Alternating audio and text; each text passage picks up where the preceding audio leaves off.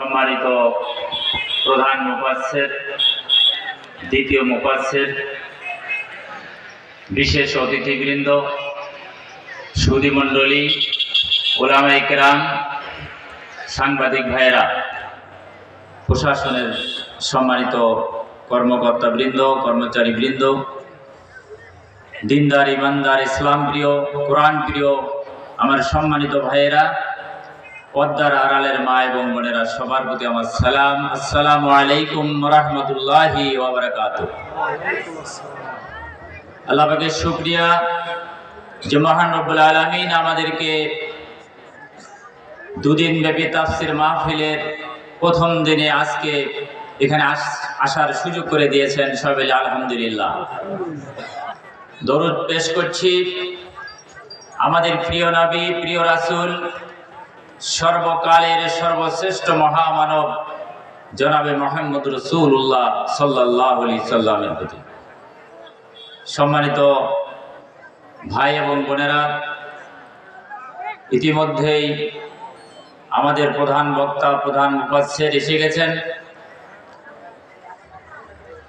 আমি আপনাদের ধৈর্যচ্যুতি ঘটাবো না, সংক্ষেপে 2-1 মিনিটে আমি আমার কথা শেষ করতে চাই। আমরা দীর্ঘদিন থেকে কোরআনের তাফসীর মাহফিল শুনছি, ওয়াজ মাহফিল শুনছি, কোরআনের আলোচনা আমরা শুনি, কোরআনের দার্স শুনি, কিন্তু কোরআনের আলোচনায়, তাফসীর মাহফিলে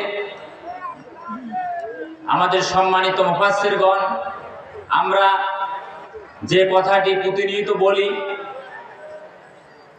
কোরআনের সমাজ কায়েম করতে হবে, ইসলামী সমাজ কায়েম করতে হবে, কিন্তু আমরা এই পর্যন্ত কোরআনের সমাজ, ইসলামী সমাজ কি দেখেছি?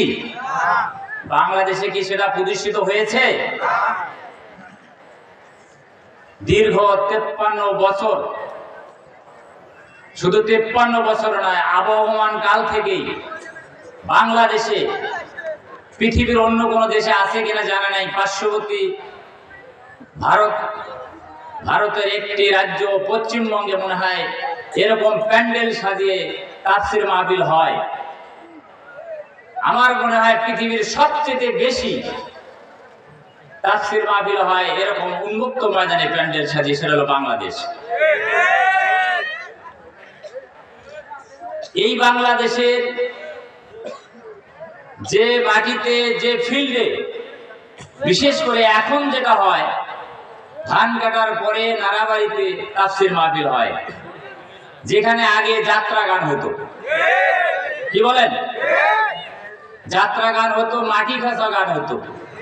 আমরা ছোটবেলায় জীবনে যাত্রা গান শুনতে যাইনি, কিন্তু শুনেছি মানুষের কাছে।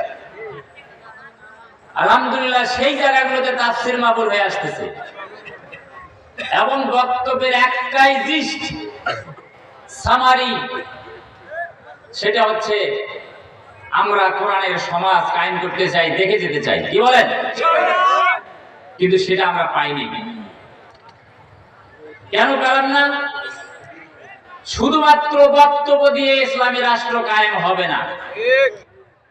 ইসলামী রাষ্ট্র কায়েম করতে হলে ইসলাম প্রতিষ্ঠার জন্য যে সংগঠন, যে আন্দোলন, সেটার সাথে সংযুক্ত হতে হবে, শরীক হতে হবে এবং সেই কাজে অংশগ্রহণ করতে হবে। ঠিক কিনা বলেন? সবাই মিলে যদি আমরা ইসলামী দলে যুক্ত হয়ে কাজ করি ইকামাতে দ্বীনের জন্য, তাহলে সেই কাজটা সহজ হবে এবং অতি দ্রুত আমরা বাংলাদেশে একটি ইসলামী সমাজ প্রতিষ্ঠা করতে পারবো ইনশাআল্লাহ। এজন্য সম্মানিত ভাইয়েরা এবং বোনেরা, আমি অনুরোধ করছি, আহ্বান করছি, আসুন, শুধু বক্তব্য শুনে লাভ হবে না, বক্তব্য শুনে কাজ করতে হবে। প্রত্যেককে কোরআনের কর্মী হতে হবে, ইকামতের দিনের একজন মুজাহিদ হিসেবে নিজেকে তৈরি করতে হবে এবং কোরআনের রাজ কায়েমের জন্য, কোরআনের সমাজ কায়েমের জন্য জান মাল উজাড় করে দিয়ে কাজ করতে হবে, প্রয়োজনে রক্ত দিতে হবে, প্রয়োজনে জীবন দিতে হবে, সর্বস্ব ত্যাগ করতে হবে। রাজি আছেন আপনারা? সম্মানিত ভাইরা আমার, বোনেরা, তাহলেই সামনের দিনে আমরা যেটা চাই কোরআনের সমাজ হয়তো আমরা দেখে যেতে পারবো। কি বলেন? সুপ্রিয় ভাই সব, সম্মানিত মা এবং বোনেরা, আমরা কষ্ট করে এই এত হাজার হাজার টাকা খরচ করে প্যান্ডেল করলাম আমাদের মাহফিল যেটা কমিটি, কিন্তু আমি তো আজকে একটু কি বলবো, এত সুন্দর প্যান্ডেল অর্ধেকটা আপনার পূরণ হলো না। তাফসীর মাহফিল আমাদের সাধু ভাই বলছেন সংখ্যা বেশি হওয়ার কারণে হলো নাকি আমি হাফসি গেলাম? কি হাফসি গেলাম? তারপরে আমি যেটা দেখলাম আসতে, এবং এখনো যেটা দেখা যাচ্ছে যে রাস্তা দিয়ে, ওই মানুষগুলো যদি এখানে এসে বসতো আবার মানে প্যান্ডেল ভর্তি হয়ে যেত। আমি অনুরোধ করব আমাদের সম্মানিত প্রধান বক্তা, উনি এসেছেন কুষ্টিয়া থেকে, আমি অনুরোধ করতেছি যারা দোকানের সামনে দাঁড়িয়ে আছেন, রাস্তায় আছেন, আপনারা অনুগ্রহ করে প্যান্ডেলে চলে আসেন। সম্মানিত ভাইরা আমার, আমি আর কথা বলতে চাই না।